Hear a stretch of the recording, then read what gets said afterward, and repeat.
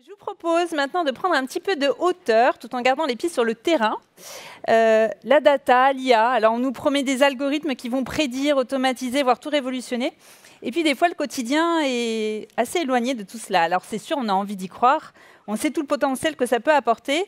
D'autant que dans le secteur de l'autonomie, cette réalité, elle est précieuse, puisqu'on a des professionnels qui s'engagent chaque jour, on a des bénéficiaires qui ont des besoins essentiels, et puis on a des institutions qui doivent travailler ensemble pour faire mieux et surtout pour faire juste. Alors aujourd'hui, ce qu'on vous propose, ce n'est pas une table ronde pour fantasmer la data et l'IA, c'est une table ronde pour la regarder en face, avec ses forces, avec ses limites et avec son potentiel. Qu'est-ce que vous en dites? Ouais? On continue? Alors, et pour ça, j'ai le plaisir d'être accompagnée de 3 invités qui connaissent, vous allez le voir, très très bien le sujet, chacun depuis un angle assez différent. Bienvenue à Julie Labarthe, sous-directrice de l'Observation de la solidarité à l'adresse. Simon Kiefer, directeur de la délégation départementale des Yvelines à l'ARS. Et Olivier Paul, directeur du financement de l'offre à la CNSA. Donc 3 points de vue, 3 organismes et puis un objectif commun, faire de la donnée un levier au service de l'autonomie. Allez, c'est parti. Alors, je vous propose de commencer par mettre cette fameuse data sur le grill. Concrètement, qu'est-ce qui la rend si précieuse, si stratégique à vos yeux? Julie, je vais commencer avec vous. Vous êtes donc à l'adresse qu'on pourrait comparer à l'INSEE du social et du sanitaire. C'est pas mal comme petite accroche. Vous êtes au cœur de la production d'indicateurs sociaux et sanitaires. Selon vous, en quoi est-ce que la donnée est un levier stratégique et pas juste un outil technique dans le secteur de l'autonomie? Pas besoin d'appuyer, il suffit juste de parler. Bonjour, merci beaucoup de m'accueillir ici. Je suis très heureuse de voir à quel point la donnée est utilisée, et notamment celle qu'on produit.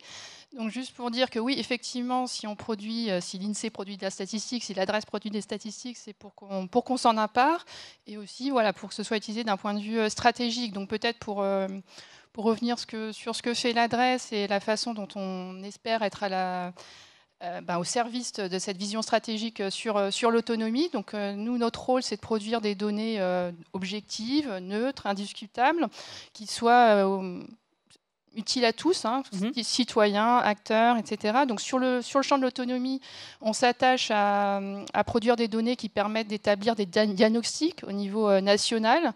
Donc en regardant les choses du point de vue du public potentiel, donc on mène des grandes enquêtes nationales auprès des personnes en situation de handicap qui permettent d'éclairer leur situation, de les dénombrer, de voir si elles ont la prise en charge dont elles ont besoin, etc. Donc ça permet d'avoir un diagnostic sur la prise en charge de l'autonomie vue de l'usager potentiel. Donc ça permet aussi d'aller contre certaines idées reçues sur le nombre de personnes en situation de handicap, sur la façon dont ce qu'est le handicap, etc. Ça permet aussi, par exemple, d'avoir de bonnes surprises parfois, de voir que la prévalence de la perte d'autonomie à âge donné, elle a diminué ces dernières années. Donc ça donne aussi de l'espoir à tout à chacun et aux acteurs. Montre aussi que les actions publiques peuvent avoir peut-être aussi un impact. Donc on fait ces grandes enquêtes nationales vues des usagers, voir quels sont leurs besoins, comment ils sont pris en charge, quelles opinions ils ont sur cette prise en charge. Évidemment, comme ça a été dit plusieurs fois, les politiques de prise en charge de l'autonomie, la perte d'autonomie du handicap, elles sont décentralisées, elles doivent être prises au niveau local. Donc on produit aussi des informations au niveau départemental qui permettent notamment d'avoir des idées sur la prévalence du handicap au niveau départemental, évidemment sur les aides fournis versés par les conseils départementaux, les services, et des choses même à un niveau plus localisé, comme a pu le présenter Aurélien tout à l'heure, avec les indicateurs d'accessibilité potentielle localisée. Donc tout ça est fait pour que les acteurs puissent avoir une idée de la situation sur leur territoire, de ce qu'il faut faire. Donc tout ça est mis aussi en données ouvertes, avec des codes ouverts, qui fait que théoriquement, un acteur s'il sait faire, peut se dire, si je tiens compte du fait que tel service a fermé, mais que je veux ouvrir un tel, qu'est-ce que ça fait? Est-ce que ça améliore cet indicateur? Voilà, donc on est vraiment au service des acteurs dans ce qu'on produit. Donc neutralité, diagnostic, aide à la prise de décision. Et dernier aspect sur lequel je voulais revenir, c'est sur la projection, parce qu'évidemment c'est quelque chose qui évolue beaucoup, avec les usages, notamment l'évolution démographique. Donc on fait aussi des projections pour que les acteurs puissent planifier, donc des projections du nombre de personnes en perte d'autonomie, des besoins en place, en personnel dont il a besoin pour les prendre en charge. Donc voilà ce qu'on fournit au niveau national, départemental, de façon à ce que les acteurs puissent avoir une vision stratégique qui s'appuie sur des éléments tangibles. Je crois que vous avez bien répondu à la question. On est d'accord, c'est pas technique, c'est vraiment stratégique, la data, les données, avec tous ces exemples très concrets. Olivier, quel lien direct vous faites, vous, entre la donnée et la manière dont vous pilotez le financement de l'offre? Ça aussi, c'est stratégique. Tout à fait. Bonjour à tout le monde également et ravi de partager cette table ronde avec mes interlocuteurs. C'est vrai que, alors peut-être que c'est nécessaire de rappeler un peu les missions ou de les préciser pour ceux qui ne les connaissent pas. La direction du financement de l'offre, c'est la direction qui construit les trajectoires budgétaires du financement de l'offre médico-sociale, en lien évidemment avec le ministère de tutelle. C'est celle qui répartit les crédits une fois qu'on les a, c'est à peu près 40 milliards d'euros. Qui suit, qui analyse et qui, derrière, outille aussi les opérateurs. Donc, on est à la fois consommateur de données et on est à la fois ceux qui produisent les outils dont se servent derrière les acteurs de terrain. Donc, c'est pour nous, évidemment, un des éléments centraux de notre mission. On est une direction du chiffre. On est une direction qui, alors souvent on le dit sur le ton de la plaisanterie, on est une direction qui pense et qui dépense. Et ça veut dire qu'on a évidemment la nécessité de... Ça sous-tend des valeurs derrière que sont l'équité de la répartition des crédits. On voyait tout à l'heure des cartes. Se dire qu'il y a des endroits en France où on a une accessibilité à l'offre plus importante qu'à d'autres. Pour nous, c'est naturellement un sujet de réflexion et de travail. C'est l'équité, c'est l'efficacité, c'est la performance du financement. C'est s'assurer que quand on met un euro dans le système, il a le maximum d'impact. Et pour ça, équité, efficacité, performance, c'est des éléments qu'on mesure. Et mesurer, c'est des éléments qui viennent de la data. Cette data, elle est très souvent nationale. C'est celle que produit notamment l'adresse et dont on se sert au quotidien pour se dire qu'est-ce qui va tirer le besoin, quel sera le besoin de financement au regard de l'évolution de la population, au regard de l'évolution de la prévalence de telle ou telle pathologie ou handicap. Et c'est aussi au quotidien le fait de devoir assembler, alors ça commence à rentrer un peu dans la difficulté parfois, des données qui viennent d'univers différents. Certains sont traités par l'adresse, d'autres sont traités par l'assurance maladie. D'autres viennent de chez nous et notamment des agences régionales de santé qui utilisent nos systèmes d'information. Donc nous, c'est vraiment un élément à la fois stratégique parce qu'on doit porter ce financement au service d'une meilleure allocation de ressources dans les territoires, mais c'est aussi un élément très concret du quotidien pour analyser l'impact des financements, du développement de l'offre et les besoins des territoires. Notre sujet, en fait, derrière la donnée, c'est de capter, d'essayer de traduire dans des indicateurs et dans de la répartition de ressources les besoins des territoires. Très bien, très clair. Bon, stratégique aussi, on est d'accord. Simon, vous êtes à la manœuvre sur le terrain. Qu'est-ce que vous attendez ou que vous aimeriez attendre de la donnée dans votre quotidien d'acteur opérationnel? Bonjour à tous. Moi, je ne vais pas revenir sur ce qu'évoquait Olivier Paul, entre autres, parce que notamment sur la dimension stratégique, et c'est finalement une question de performance des politiques publiques et du service public, mais parler de ma place. Et moi, je fais le dernier kilomètre, on va dire, en fait. Je suis en charge dans les territoires. Et donc, j'ai déjà enfoncé une première porte ouverte, mais mon besoin, il est d'avoir de la donnée territorialisée. Parce que, notamment dans les politiques de l'autonomie, souvent des politiques partagées avec le conseil départemental, et on peut avoir une asymétrie, en fait, de vision. Donc, c'est aussi un enjeu de co-construction des politiques publiques de l'autonomie avec les conseils départementaux. Donc, il y a sur les échelons ou les échelles. Oui, la granularité de. Une vision d'une donnée territoriale. Et toujours dans cette logique un peu en charge du dernier kilomètre, de la mise en œuvre de la donnée de pilotage, dont on n'a peut-être pas beaucoup parlé jusqu'à présent, mais de la donnée qui nous permettent de suivre la mise en œuvre de données politiques publiques. Moi, je suis toujours étonné, alors c'est à tous les échelons, moi je connais le niveau national, le niveau régional et le niveau local, mais on continue tous à suivre, Olivier Paul évoquait la question des financements, on continue tous à suivre nos financements sur un fichier Excel, ce qui n'est pas totalement satisfaisant. Donc, deuxième besoin assez simple, c'est de la donnée de pilotage. Et puis, troisième élément, et là on renvoie vers le côté plus stratégique, Moi, ce que j'observe au niveau départemental, c'est le côté, dans la production qui nous est faite, c'est souvent de la donnée statique. Et était évoqué tout à l'heure dans différentes interventions, le côté historique des séries et le côté prospectif. Voilà, moi, besoin de données qui permettent d'éclairer le passé et d'anticiper l'avenir en ordre de marche, d'apporter des réponses dans l'avenir. Donc voilà, ce côté un peu dynamique de la donnée est forcé de constater. J'en viens un peu au constat aujourd'hui, c'est qu'on est sur des données qui sont essentiellement statiques. Je passe, et j'ai découvert plein de choses tout à l'heure, mais sur... moi, je parle vraiment du territoire. Bien sûr. Et, pour moi, il y a encore une multiplicité d'outils qui ne se parlent pas véritablement. Savoir où aller chercher l'information, quand vous êtes dans une délégation départementale, ça reste une forme de challenge quand même. Voilà, donc je pense qu'il y a simplifier l'accès. Besoin de simplifier l'accès. Et enfin, je mettrai un dernier point, je devrais par la suite. Il y a une question de culture aussi et de compétences dans les délégations départementales. Enfin, je parle de ce que je connais. C'est qu'on doit aussi accompagner nos équipes, mes équipes aussi, à avoir une vision intelligente et comprendre aussi ce qu'est la donnée. Et c'est vrai qu'aujourd'hui, même dans une ARS, qui est l'ARS Île-de-France, qui est plutôt une grosse ARS, plutôt outillée, dans une délégation départementale, vous n'avez pas cette compétence-là. Très bien, on reparlera de culture un petit peu plus tard. Alors, on l'a vu, une donnée bien utilisée, elle peut éclairer, elle peut guider, elle peut transformer, clairement, elle est stratégique. Mais on est d'accord, ça ne marche pas tout seul, parce que produire, exploiter et partager la donnée, on l'a bien vu, vous êtes vraiment dans un écosystème. Il y a des liens entre vous avec côté consommateur, producteur de la donnée. Et dans celui de l'autonomie, on est d'accord, c'est un vrai sport collectif.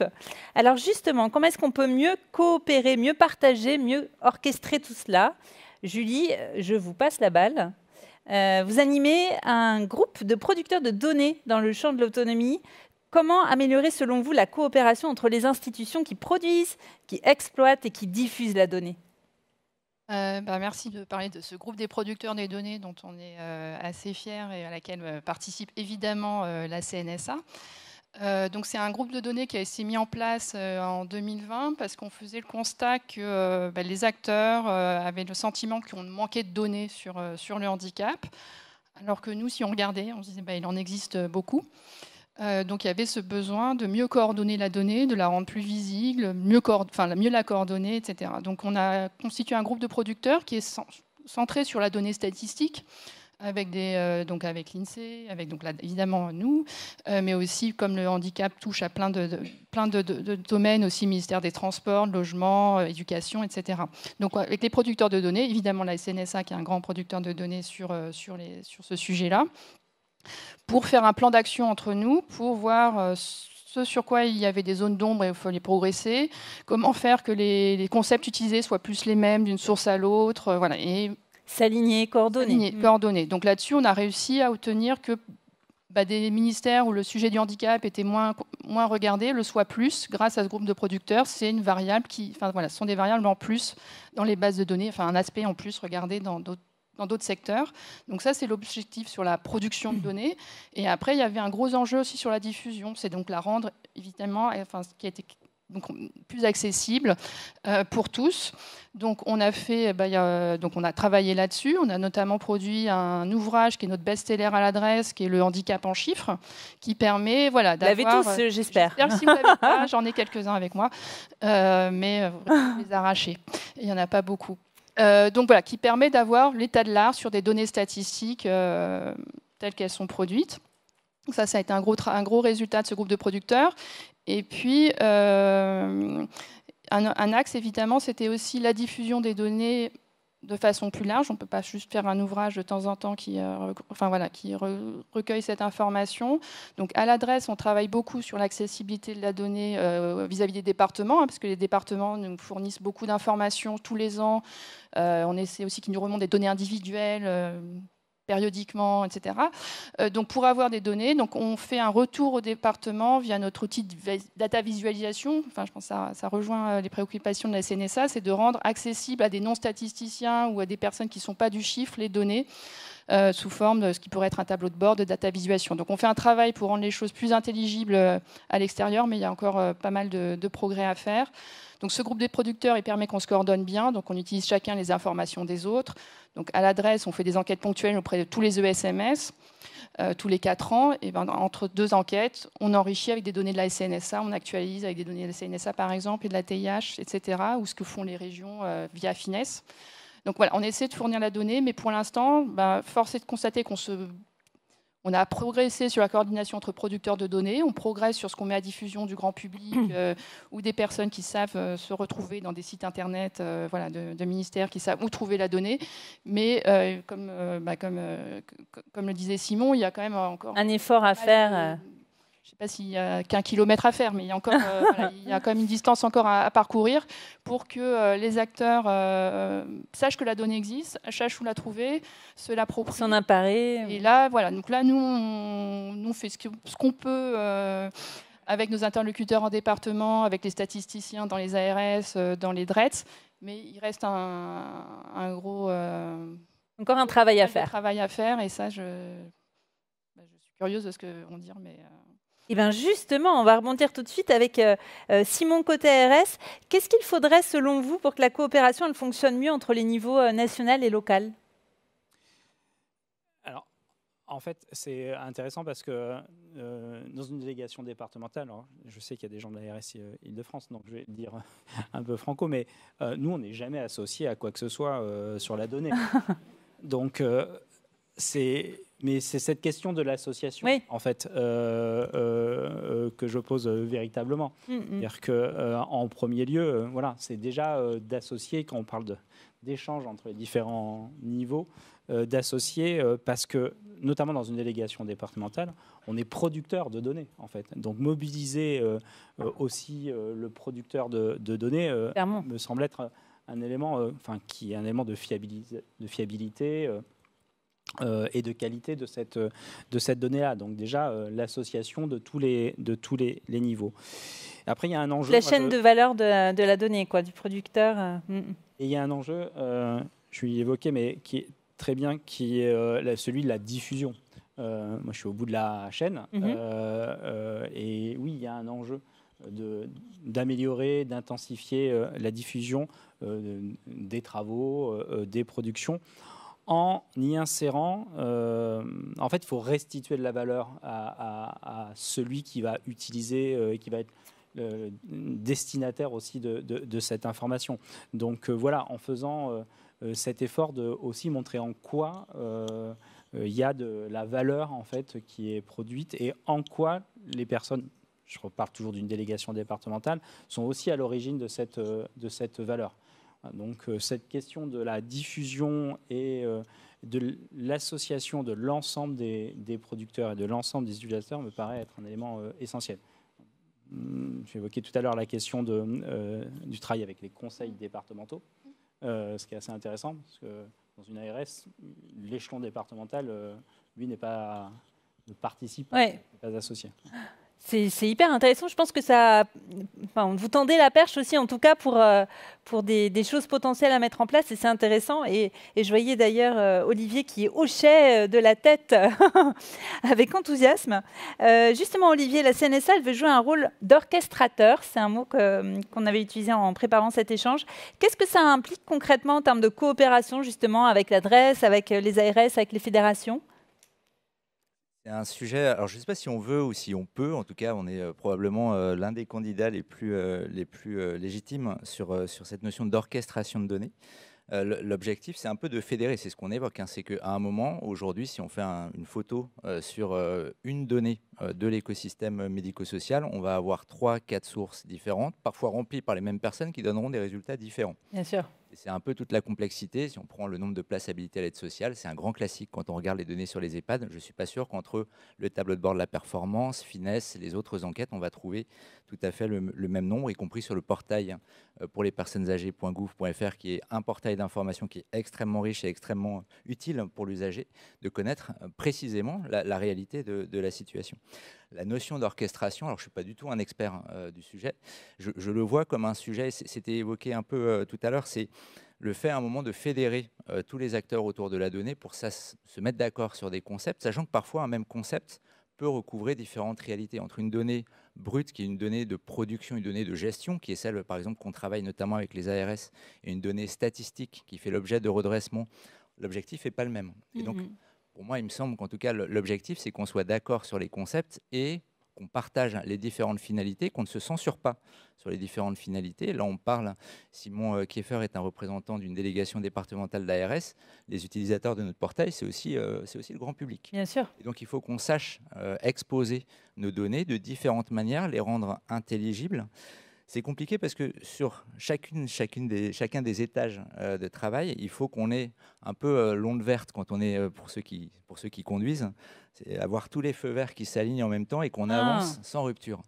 Ça nécessite un peu une gouvernance entre nous sur les concepts, sur les timings de mise à disposition, sur les échelles de travail. Nous, c'est vrai que moi, je regardais fasciné tout à l'heure la possibilité de, je crois qu'on dit driller, d'aller creuser très finement sur une localisation en particulier d'un projet. C'est vrai que nous, on est plutôt sur une échelle nationale, donc on ne regarde pas trop un projet très local.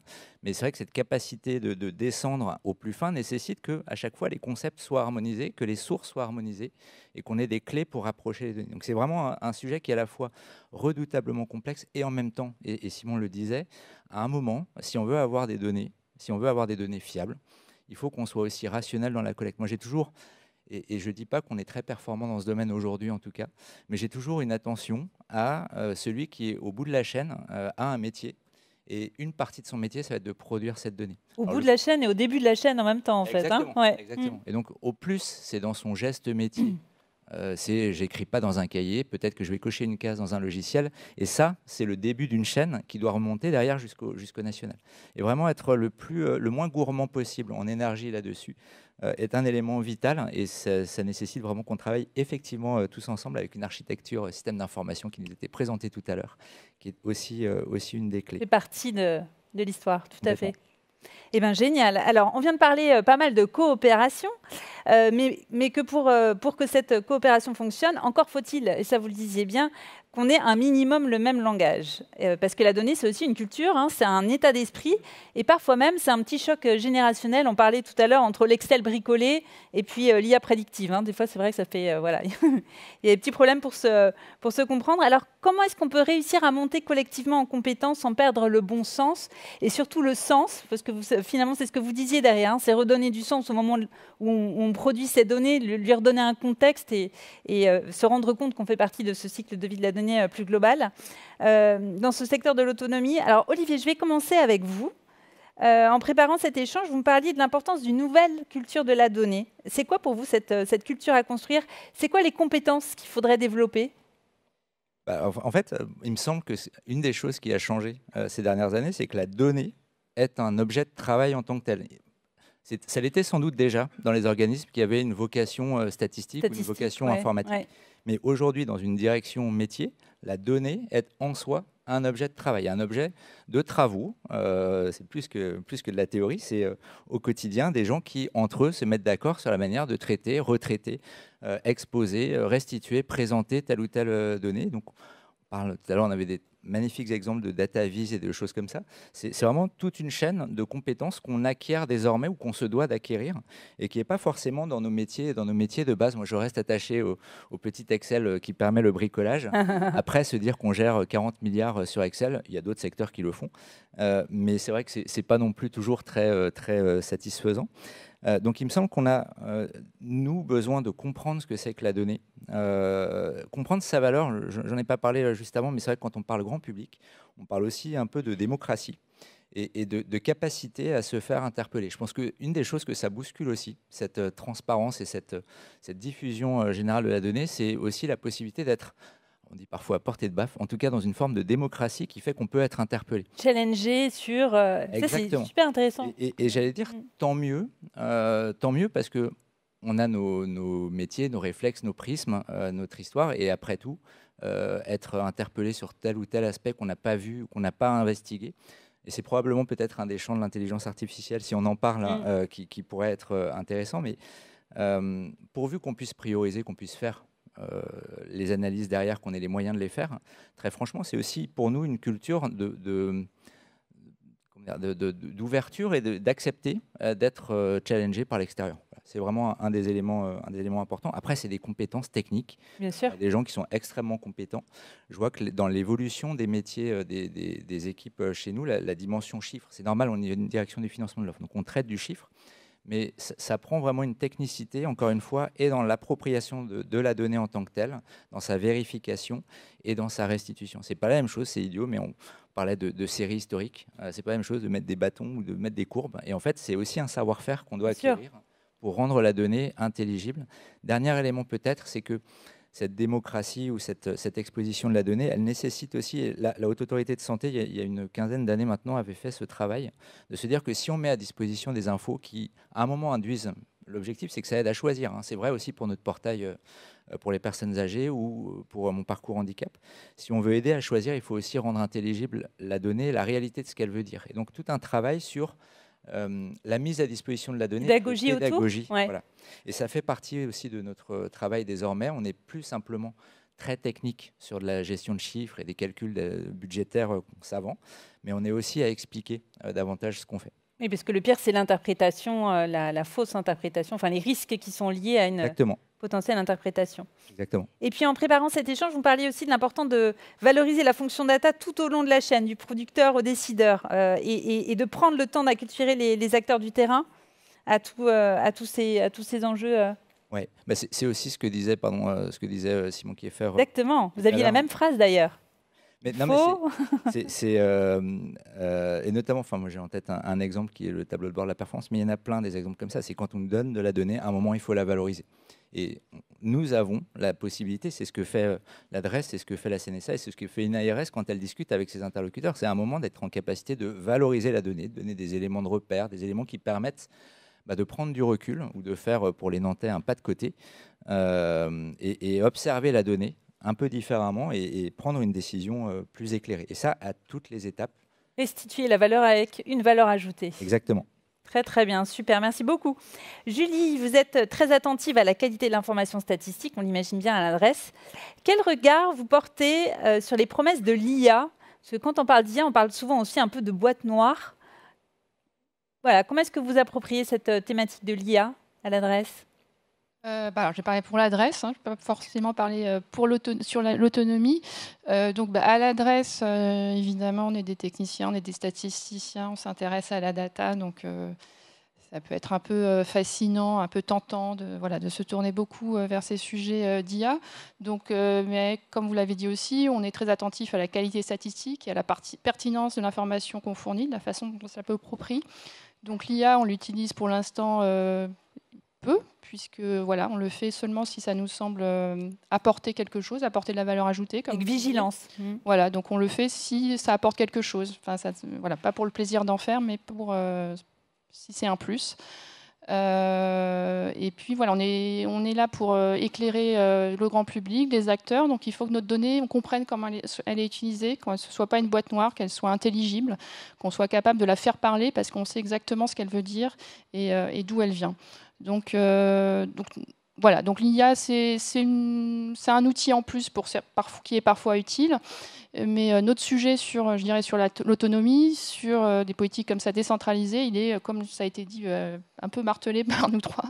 C'est quand même l'objectif, c'est d'abord de récolter l'information. Donc c'est que les acteurs aient des outils qui fassent que fournir l'information ne soit pas trop lourd, que ça leur soit utile dans le quotidien et qu'ils y voient un retour. Donc c'est vraiment le sujet pour nous le principal, c'est quand même l'acculturation des acteurs à la donnée, aider les acteurs à faire la première pas dans la production de la donnée pour l'utiliser. Et puis pour nous, notre plus grand plaisir, c'est effectivement de pouvoir redonner ce qu'on nous a donné Avec de façon valeur. intelligible, de faire parler les chiffres, de façon à ce que les acteurs se l'approprient. Donc d'être centré plutôt sur cet cercle vertueux. Très bien. Merci beaucoup. Simon, on a entendu tout à l'heure un petit peu votre frustration face aux moyens limités sur le terrain. Concrètement, comment est-ce qu'on peut amorcer cette montée en compétences data dans des équipes qui sont déjà, on l'imagine, très, très, très sollicitées ? Effectivement, en fait, il faut imaginer ce que c'est une équipe autonomie dans une délégation départementale, et à juste titre. C'est-à-dire que 99% de leur temps, c'est pas avoir une vision sur la data, mais c'est accompagner des projets, financer des acteurs, développer l'offre. Et donc, si on veut développer, à mon avis, c'est une question de culture. Enfin, c'est tout ce qu'on vient de dire. Mais pour moi, ça passe sur cette développement de la culture du chiffre, elle se place sur deux axes. Comme l'évoquait Olivier Paul tout à l'heure, c'est, je pense, montrer que, prenons le cas d'un chargé de mission autonomie dans une délégation départementale, qu'il crée de la valeur avec sa donnée. Donc, lui montrer ça, c'est-à-dire qu'il y a une mobilisation aussi autour. C'est engageant du fait aussi. Aujourd'hui, bon, j'ose même pas dire ça dans cette instance-là, mais c'est vrai que quand vous saisissez la donnée sur la programmation et tout, la question de à quoi ça va servir globalement, à quoi ça donne une vision sur le développement de l'offre, la couverture des besoins, je dirais, elle est un peu pas secondaire, mais c'est pas ça qui vient en premier lieu. En premier lieu, c'est on veut porter des projets, on veut qu'ils se développent. Et on a une approche plutôt financière en fait de la donnée. Donc montrer la valeur en termes de production. Et à l'autre bout de la chaîne, il y a montrer toujours une question de valeur, en quoi ça aide mieux une équipe autonomie à faire son job et dans l'échange avec les gestionnaires, une meilleure connaissance du besoin. Meilleure connaissance d'un gestionnaire, aussi la relation avec le conseil départemental. Donc ça passe sur deux bouts de la chaîne, je pense. Et en fait, c'est la source de la culture de la data. Voilà. Après, il peut y avoir, et moi c'est une réflexion que j'ai en interne, c'est aussi comment plus globalement, au sein d'un acteur territorial comme l'est une DD, on développe une fonction tournée autour de la donnée en luttant, mais ça c'est un problème personnel, j'allais dire, contre la vision exclusivement statistique. C'est-à-dire qu'on ne sait pas trop pourquoi on le fait, mais juste pour produire de la donnée, de la donnée. Donc il y a une question de sens, en fait, on revient toujours au même point. Voilà. Mais mobiliser les gens et montrer en quoi à quoi ça sert et quel est l'apport pour eux dans leur métier Rendre visible et permettre à chacun de se positionner. Super, très riche. Alors, donc, pour vous, l'IA, tout de suite, si je vous dis l'IA, vous me dites... on se dit... D'abord Oui, il y a un d'abord, enfin, il y a peut-être quand même un peu en même temps. C'est-à-dire que je pense que les deux sujets sont à faire en parallèle, mais... Oui, très clairement, l'IA est une problématique que l'on a. Alors après, je pense qu'elle ne se règle pas à un échelon comme le mien. C'est-à-dire que quelle est la place de l'IA Là, je serais peut-être la RSI de France développer ce point-là.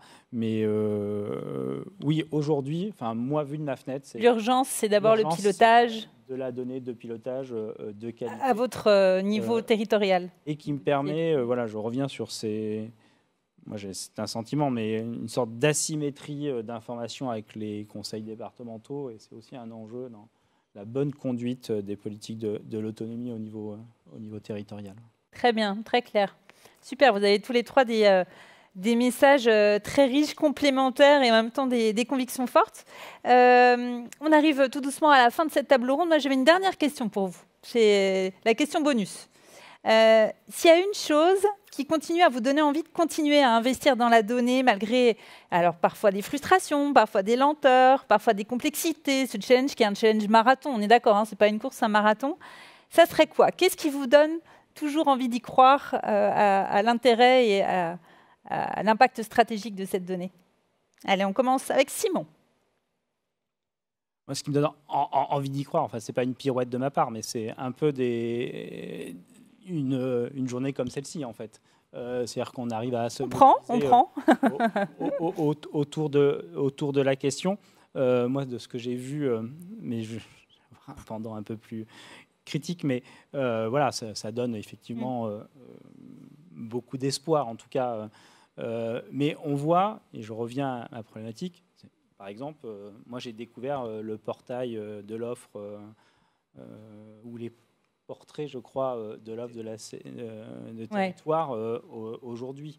Le faire savoir manque encore. Donc on voit bien qu'il y a une question quand même de diffusion de cette information.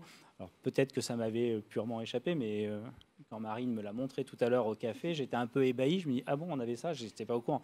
Enfin, j'avais pas vraiment pris conscience de ça. Ouais. D'où ma réponse initiale, c'est-à-dire que si je veux y croire, c'est des journées comme celle-ci qui permettent de s'aligner, de diffuser, de s'aligner, de partager l'existant. Et on se sent un peu moins seul, en tout cas quand on est à l'échelon départemental.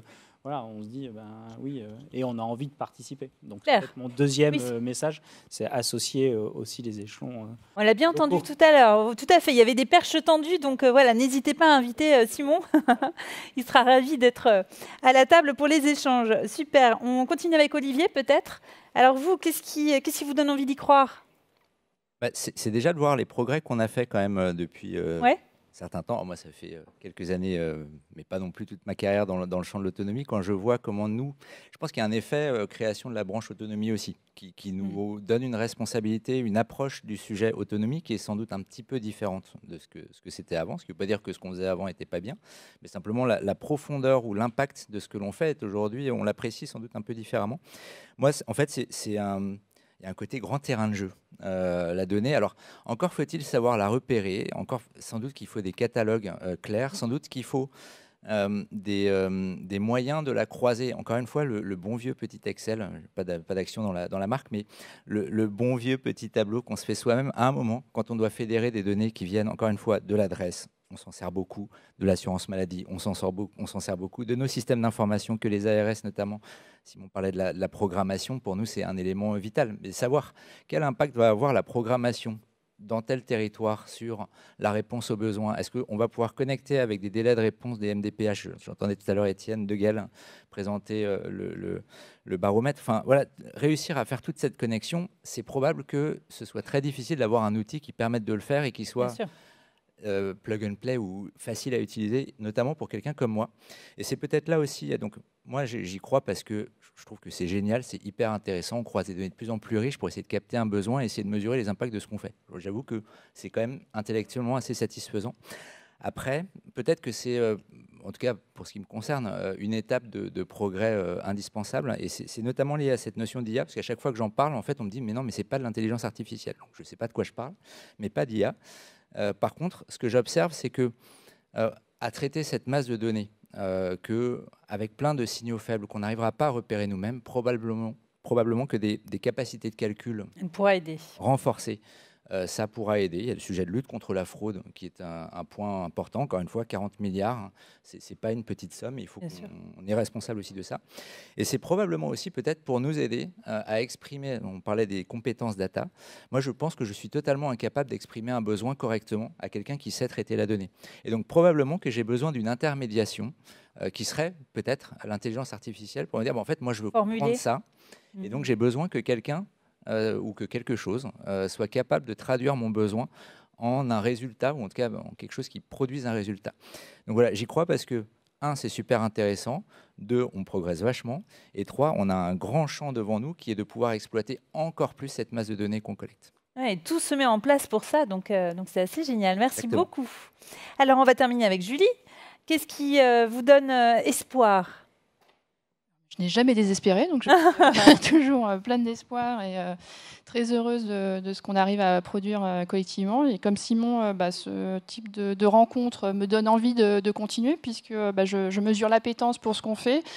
Je vois ce que je savais déjà, mais à quel point on a encore des acteurs à rencontrer, de l'information à diffuser, etc. Donc ça me Voilà, motive. c'est très important pour nous de sentir cette appétence des acteurs. Donc je le sens très bien au niveau national. J'ai le plaisir d'avoir beaucoup de demandes de mes cabinets, de corps d'inspection et tout ça, qui font que je sais que nous servons à quelque chose et que ce que nous faisons est utile.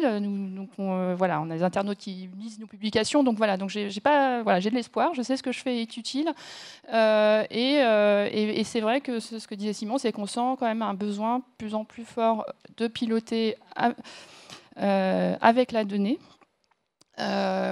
Aidés par la donnée. Donc voilà, donc ça nous donne de l'espoir sur le fait que les acteurs qui nous aident à produire la donnée, ceux qui la récoltent, s'engagent aussi là-dessus. Et je sens ça aussi au niveau État, la volonté CNSA, d'aider les acteurs locaux à mieux être en capacité de saisir la donnée. Donc c'est surtout ça qui me donne l'espoir. Je le vois aussi dans le champ de la protection de l'enfance. Il y a vraiment on voit vraiment un mouvement sur ces sujets-là pour aller plus fort sur les systèmes d'information, pour avoir une donnée qui soit bien saisie parce qu'elle est utile sur le terrain. Donc voilà, donc c'est ce qui fait que je continue à croire qu'on va continuer à améliorer la production de données parce qu'on a aussi ces lieux de rencontre qui nous permettent, nous, de savoir de quelles données les acteurs ont besoin et qui nous permettent d'aller plus loin. Donc, Eh ben, allons plus loin tous ensemble. Alors, ça marche. Merci beaucoup à tous les trois pour cet échange. C'était une table ronde très riche.